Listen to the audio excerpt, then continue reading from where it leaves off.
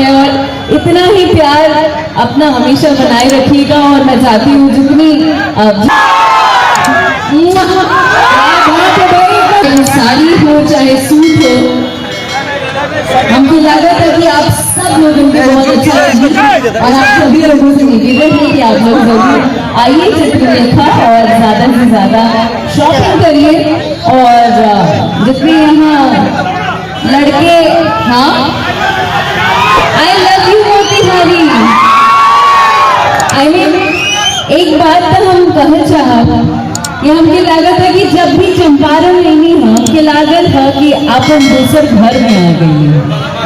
इतना प्यार, इतना अपार प्यार लोग सब लोग लेनी है कि पिछले बार भी दीदिया आए थे तो स्कूटी से भागे थे और एक बार फिर से आए हैं आप लोगों के समक्ष। सभी लोग यहाँ आकर शॉपिंग करिए भाई और अपनी अपनी बीवियों को, अपने गर्लफ्रेंड्स को गिफ्ट करिए।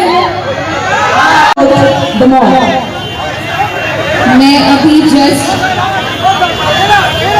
अंदर जाके कलेक्शन देख के आई हूँ।